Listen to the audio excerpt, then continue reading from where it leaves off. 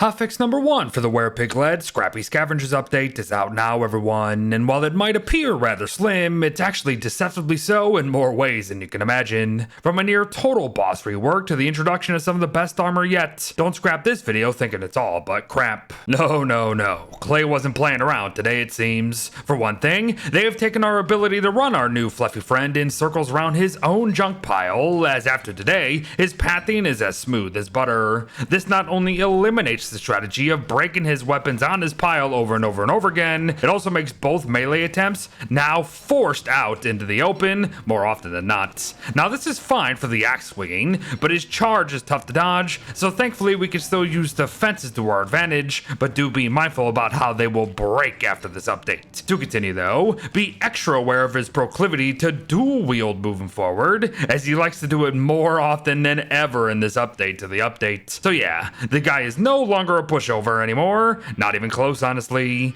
And our reward for the harder fights? Well, we will get an auto-matocanic blueprint drop pre-riffs, an elastic spacer one post-riffs, and the fresh fit Scrappy Chapaldron here. A new head armor that will have varying durability depending on how often he has used it himself, and of course, when we kill him. Beyond that though, I don't really think it gives us too much to look forward to quite yet. But speaking of searching for stuff, have you been wondering where Wagstaff's set piece has gone in this release? Yeah, me too. But now we have full confirmation that when the junkyard is without a spawned werepig, every Wagstaff event post-rift will spawn in this junkyard itself. Not only that though, any fences destroyed or hammered will also be repaired along the way. But what happens when the werepig is just stalking around all menacing like? Simple. The Wagstaff event will work exactly as it did before this update ever became a thing, by just spawning the stuff in quote-unquote random spots around the world. To make notes, especially for his final bit from his kit, as Clay has gone and made the blueprints that drop from this junk weighted more towards the ones that we haven't already learned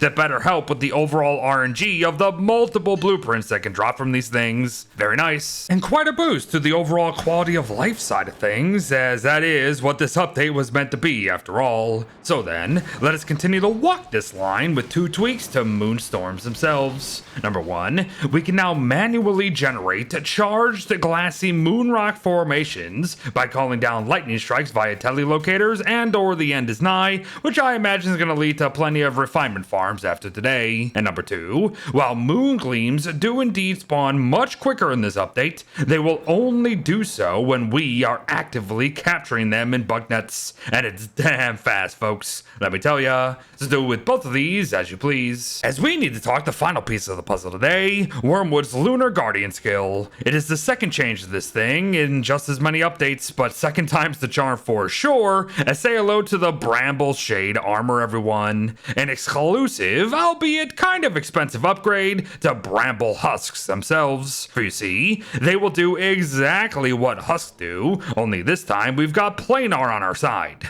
Oh, and a respectable 830 durability, a decrease in damage taken from lunar entities as you can see, and the ability to be repaired at the end of the day. Oh yes, these things are freaking amazing, and factor in their planar reflections both when we take damage or when we land consecutive attacks, and they can make an argument for being some of the coolest armors we have ever seen. Enjoy. As there you have it, everyone, the first batch of significant changes to the Scrappy Scavenger update, minus a change in loot chances from junk piles, and a mention of the werepig's pounce attack returning, but only when the guy's in a shadow prison. And why only that? I don't know, but it's a thing alright. I imagine we're going to be seeing several more tweaks on the horizon before this thing hits the full release, so be prepared. But thanks for watching, folks. Well, wish it to all, keep on scrapping, and I'll see you in the next one. Bye bye.